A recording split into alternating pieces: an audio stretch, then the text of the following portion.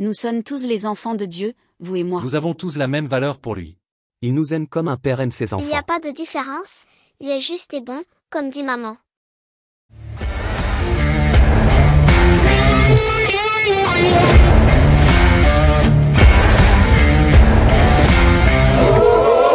On nous dit que le Dieu des 3 livres a décidé de choisir parmi les hommes un petit groupe pour les gratifier du titre de peuple élu et de leur accorder toute son attention.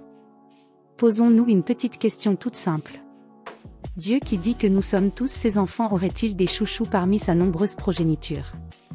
Je ne reviendrai pas sur le sort peu enviable qui est réservé aux Noirs dans la Bible, et donc dans l'esprit des 3 religions abrahamiques. Je vous renvoie vers ma vidéo qui explique pourquoi les descendants de Cham, les Noirs, sont maudits et voués à l'esclavage sous un motif ahurissant, celui d'avoir comme père Canaan qui aurait vu le grand-père Noé tout nu un soir de beuverie. Lui qui avait sauvé sa famille de la montée des eaux, n'a pas su sauver sa personne de la noyade dans l'alcool.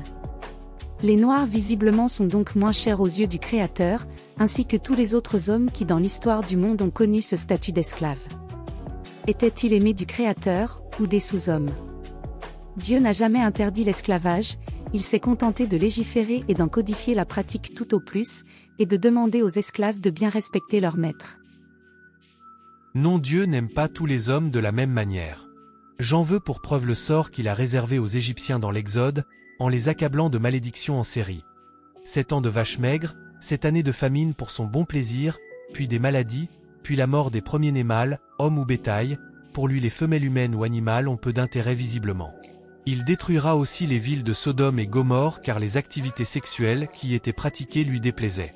Pourtant il tenait qu'à lui de prévoir une reproduction différente qui exclut l'envie, le désir et le plaisir. Une reproduction asexuée par exemple, à l'instar du requin marteau dont la femelle pond des œufs autoféconds, c'était simple de nous doter d'un tel système quand on peut tout.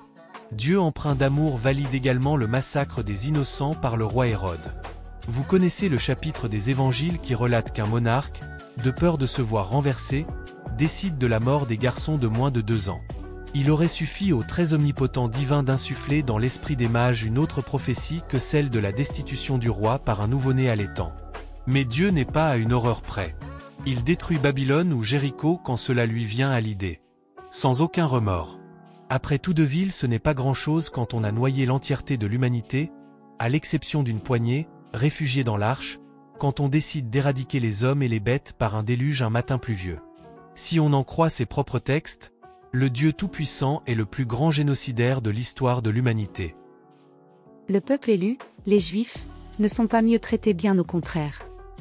Plus de 400 ans d'esclavage en Égypte ce n'est pas rien, heureusement que c'est son peuple préféré, puis 2000 ans à errer sur terre sans pays ou endroit pour se réfugier avec des conditions peu enviables.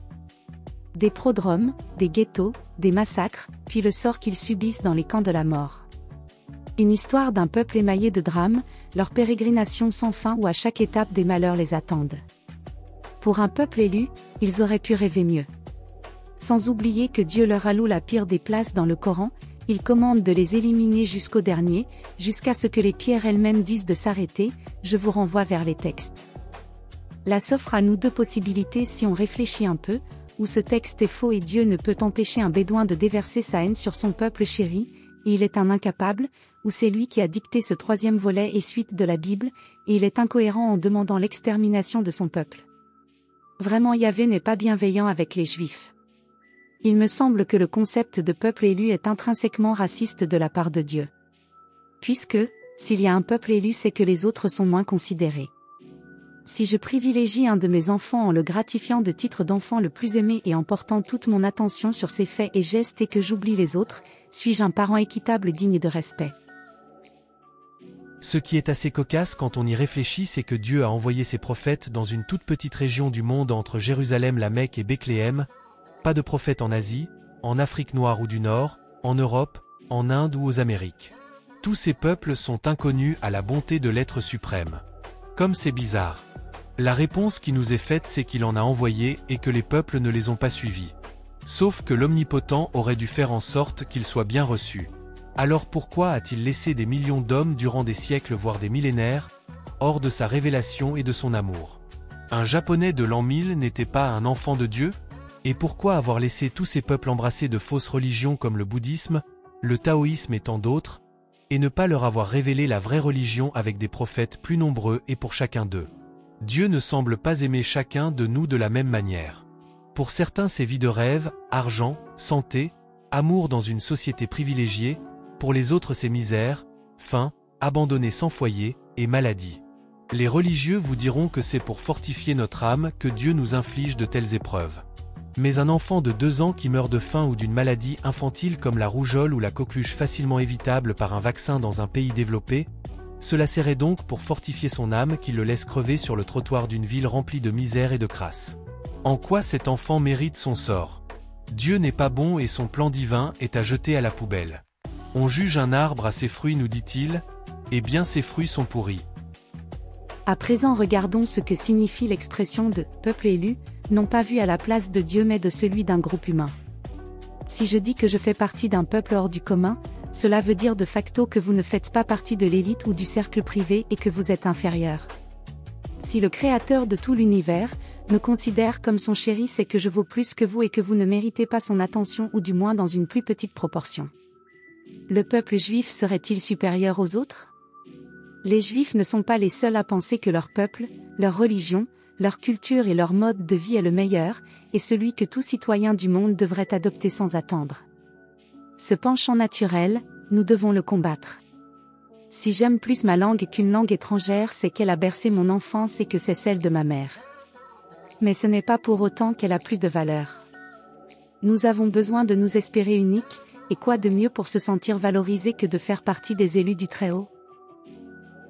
Autre difficulté avec la notion de peuple élu, c'est qu'il nous fait croire à une certaine pureté, pourtant qu'il y a-t-il de commun génétiquement entre un juif venant des plaines russes ou polonaises et un juif nord-africain ou un juif venu d'Éthiopie? Presque rien. Ce pensée choisi par Dieu a empêché leur intégration dans les pays où ils vivaient. Les premiers juifs d'Europe sont arrivés avec l'Empire romain sur le vieux continent. Pourquoi ne se sont-ils pas dissous dans les populations autochtones? Il est difficile en France de savoir si vous avez un ancêtre franc ou gaulois. Où sont les descendants des Goths et Visigoths, des Suèves ou des Alains? Tous ces peuples arrivés des siècles après les premiers Juifs se sont fondus dans le creuset de la France. Se prévaloir d'être le peuple élu, arc-bouté à sa religion, a créé tant de malheurs par l'impossibilité à se fondre dans une communauté. Je ne vous dirai pas que je souhaite une uniformisation de toutes les cultures, mais je crains que ce titre de peuple élu ait plus desservi les Hébreux qu'aidé. Plus généralement, combien de millions de morts dues aux religions qui se disent toutes pleines d'amour? Combien de crimes au nom de Dieu? Et aujourd'hui, pas loin d'ici, on égorge des enfants et on bombarde des villes sur un fond de guerre de religion. Nous ne valons pas mieux qu'eux, nous l'avons fait, pensez au « tuez-les tous, Dieu reconnaîtra les siens ». Les croisades albigeoises, les massacres de protestants qui ont rougi la Seine sont là pour nous rappeler qu'aucun peuple est innocent, nous avons tous du sang sur les mains.